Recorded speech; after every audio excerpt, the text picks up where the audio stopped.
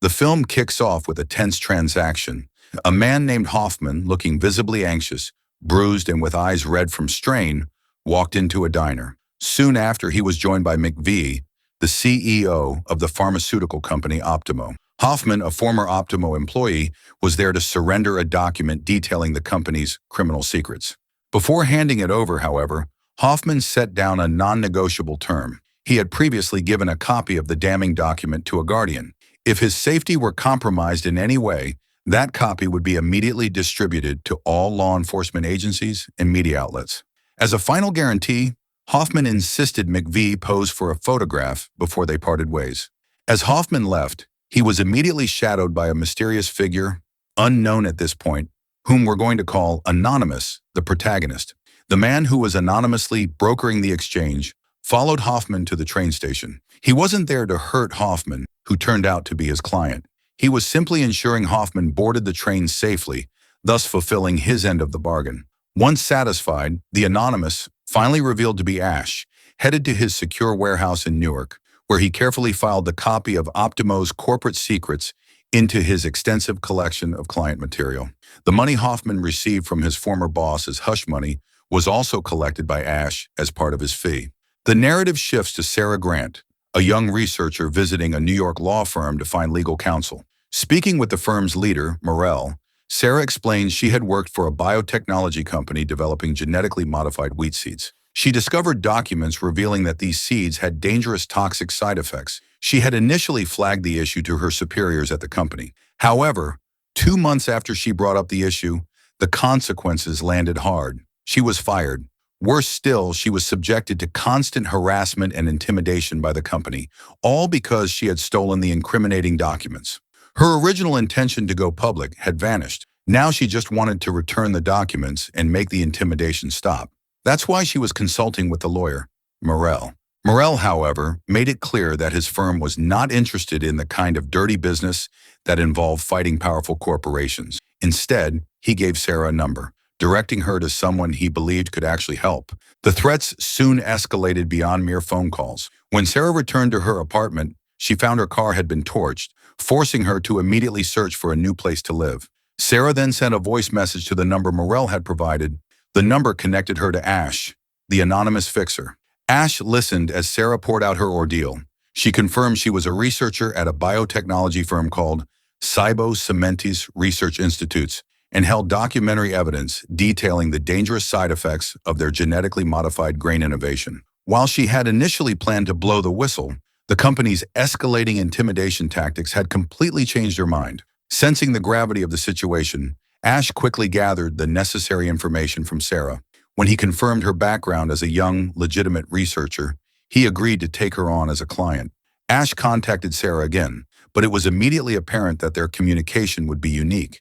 Ash was hard of hearing, or possibly deaf, and used a telecommunications relay service. The process ensured complete anonymity. Ash typed his side of the conversation on a device. A relay operator read his words aloud to Sarah, and then transcribed Sarah's response back to Ash. Every communication was mediated and left no direct, traceable contact between the client and the fixer. Sarah Grant detailed the high stakes of her situation for Ash. She reiterated that she had stolen documents containing anomalous data about the side effects of her former company's product. When she reported this data to her superiors, she was dismissed on the spot, but the production of the genetically modified grain continued unabated. Worse, Cybo Cementis was aggressively advertising the grain nationwide, pitching it as a solution for farmers in impoverished countries. Sarah explained the danger. On a small scale, the side effects could trigger extreme allergies, but on a massive scale, the grains had the potential to cause widespread cancer. She had planned to expose this information publicly, but was met with heavy intimidation, which culminated in her car being firebombed the previous night. She also reported her hunch that she was under active surveillance by a van parked near her apartment. Ash immediately grasped the danger and instructed Sarah to switch to burner phones going forward, as he suspected their communications were already being intercepted. Ash's suspicion was spot on. Inside the surveillance van, a 4-person team led by a man named Dawson and his team, including Rossetti, Lee, and Ryan, was indeed monitoring Sarah. They successfully traced Sarah's call to the relay service. Acting fast, Dawson and Rossetti rushed to the relay service office, hoping to identify the anonymous intermediary. However, they were shut down by an officer. The team quickly learned that relay operators are legally forbidden from revealing the content of forwarded conversations, a wall of secrecy that protects Ash. The following day, Sarah contacted Ash again with critical financial news. Cybo Cementis was about to be acquired in a deal valued at $3.2 billion. If she went public with the secret documents, the entire acquisition would go belly up. Fearing the company would soon send someone to eliminate her, Sarah needed urgent protection. Ash moved with lightning speed to finalize his plan. Using the relay service, he assured Sarah that he would facilitate the safe return of the documents while maintaining leverage against the corporation.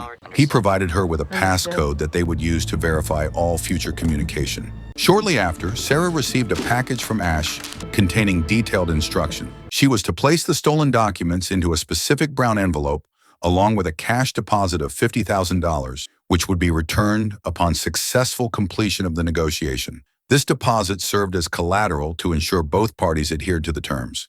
While Sarah was following these steps, Ash contacted her again, making an unforeseen adjustment to the schedule. He instructed Sarah to take 2 flights the next morning, one to Pittsburgh, followed by one to Atlanta, and to keep the envelope containing the documents and deposit money with her.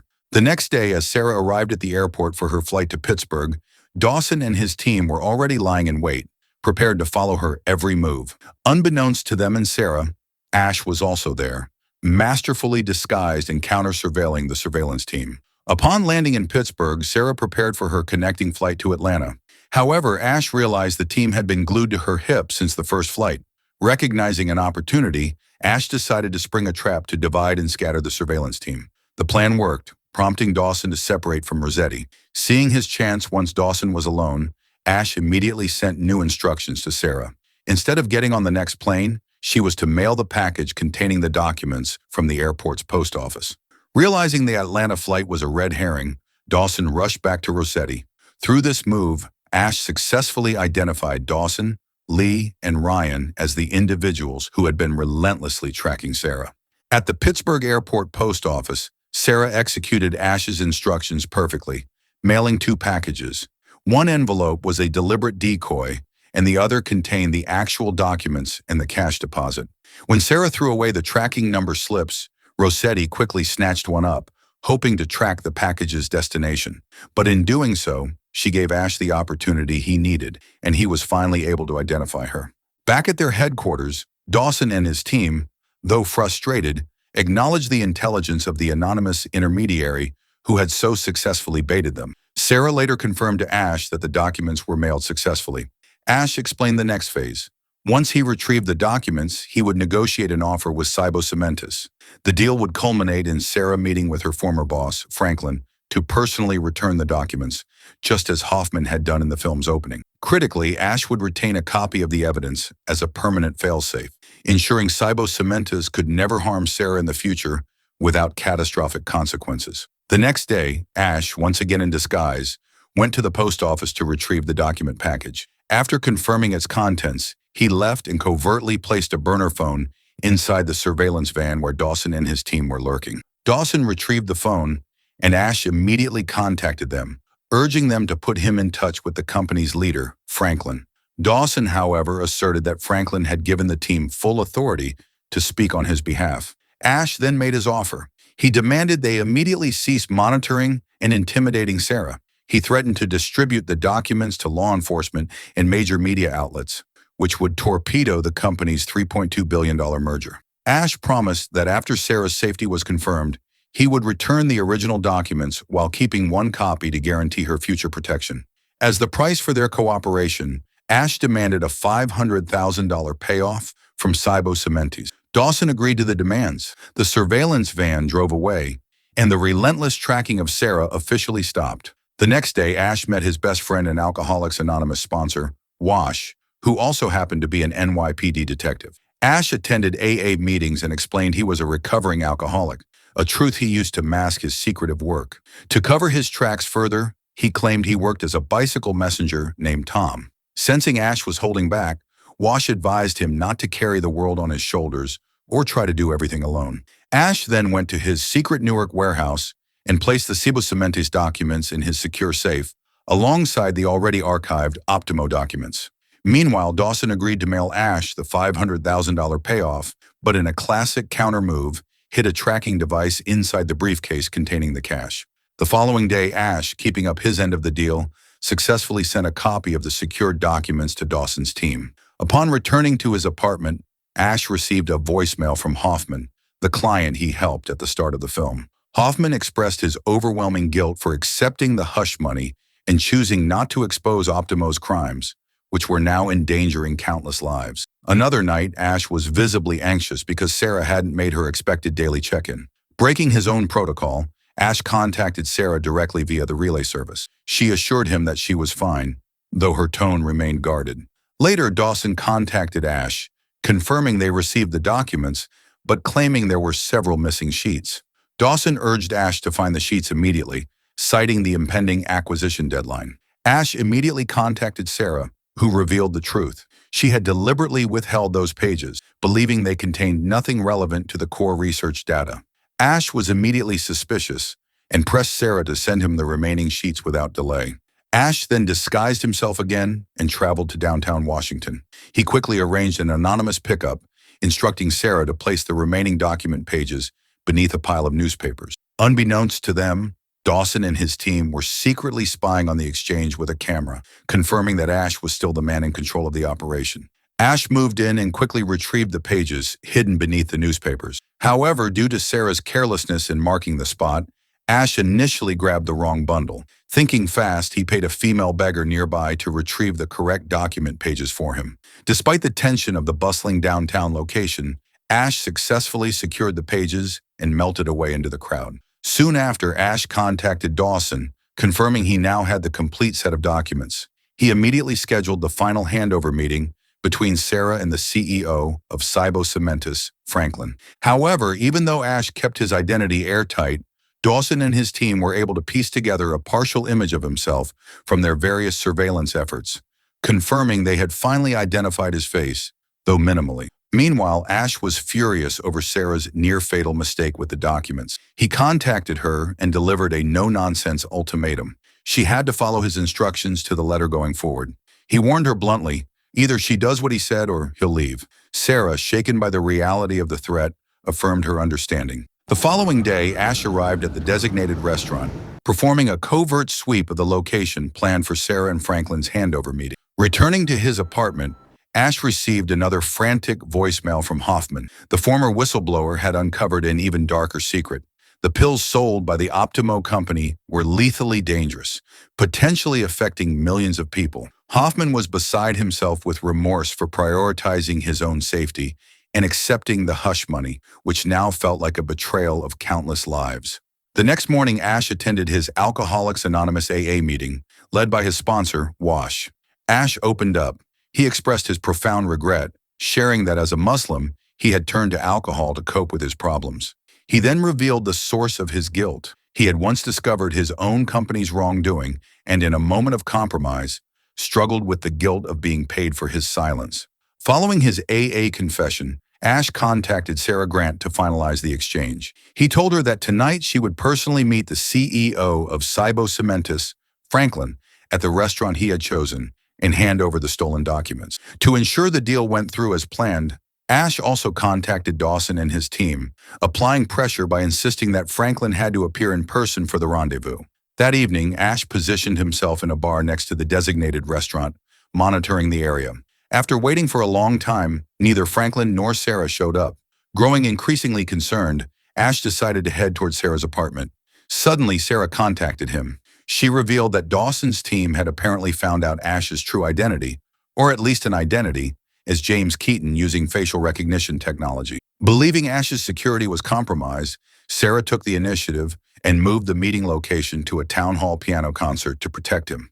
Ash immediately rushed to the concert hall. Hi, James. Be safe.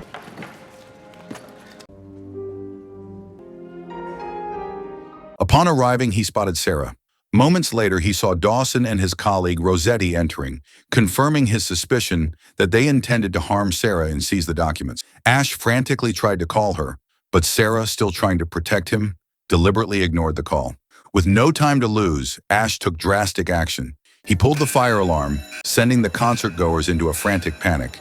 In the ensuing chaos, Ash approached Sarah, managed to paralyze Ryan, and escorted Sarah out of the hall. For the first time, Sarah and Ash met face to face. Amidst the panic on the streets, Ash urged Sarah to lose Dawson and his team by taking the train to another city instead of a predictable taxi. Finally, breaking his last wall of anonymity, Ash revealed that his name wasn't James Keaton, but Ashraf. Feeling indebted and relieved that her life had been saved, Sarah began to let her guard down, asking Ashraf to leave the city with her. Though Ashraf refused, he secretly followed her to the train station, making sure she successfully boarded the train to another city. Ashraf then went to a restaurant for a desperately needed dinner. However, just as he was sitting down, he received a shocking call from Sarah. It turned out Dawson and his team had tracked her down and successfully captured her. Dawson quickly made Ashraf an offer to take him directly to the secret warehouse where Ashraf kept all the documents, and in return, he would release Sarah, guaranteeing her safety. In a moment of pure desperation and conflict, Ashraf sought refuge in a bar. Overwhelmed and forced to break his isolation, he contacted his friend, Wash, to ask for help, a sign that he was at the end of his rope. After that plea, Ashraf called Dawson back and agreed to the exchange, promising to take them to his warehouse. The next morning, Ashraf arrived at the rendezvous point where Dawson and his team were waiting. As he was about to get into the vehicle, Ryan suddenly struck, using a stun gun to incapacitate Ashraf. On the drive to Newark, Dawson held a gun to Sarah's head, threatening to shoot her and forcing Ashraf to spill the location of his secret warehouse. After giving up the address, a small incident provided Ashraf with a crucial opportunity, allowing him to fight back and successfully throw Lee out of the moving car. As Ashraf engaged in a fierce duel with Dawson inside the accelerating vehicle, Sarah unexpectedly grabbed the stun gun. Instead of helping Ashraf, she deployed it against him, neutralizing her own protector. In a stunning reversal, Sarah revealed that she was Dawson's boss all along. She was a high-level operative sent by Optimo, not Cybo Cementis, with the specific mission to retrieve Hoffman's documents and eliminate Ash as the Guardian. The entire Cybo Cementis setup was an elaborate fabrication, engineered by Sarah and her team solely to expose Ash's identity and force him to lead them to his secret archive, which contained the documents incriminating Optimo. The cat-and-mouse game had reached its fatal conclusion. Captured and severely compromised, Ashraf was forced to lead Sarah and Dawson's team to his secret Newark warehouse. He was ordered to enter the access code to the facility. Ashraf agreed, but demanded they untie him first. Once untied, Ashraf began entering the code, but deliberately inputted the sequence incorrectly multiple times, triggering the warehouse's security smoke bomb failsafe. As smoke billowed, Ashraf saw his opportunity and bolted into the chaos of the warehouse interior. A frantic chase ensued. Amidst the confusion and smoke, Ash managed to paralyze Ryan and seize his firearm before making a desperate exit from the building. Sarah and her team pursued Ashraf onto the street, where the exhausted fixer was suddenly struck by a passing car. With a severe limp, Ashraf scrambled to escape, but his efforts were in vain. Finally, Sarah caught up and cornered him. Stay with her!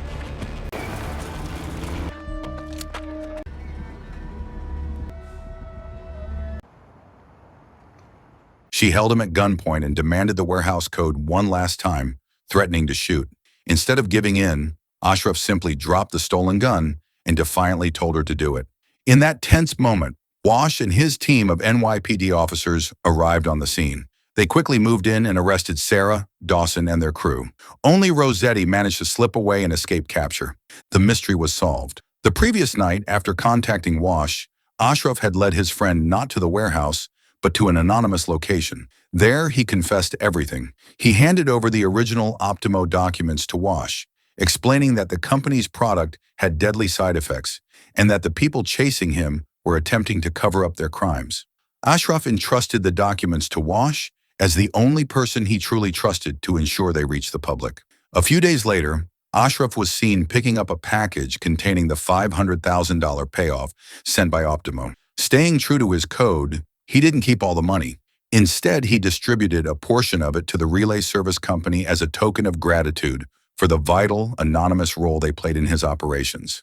The film concludes with Ashraf choosing to walk away from his dangerous life as a fixer and begin anew in a different city. While on a train, he watched a passenger reading a newspaper. The headline detailed Optimo's crimes, confirming that Wash had successfully distributed the documents to the media, making good on Ashraf's final heroic gamble.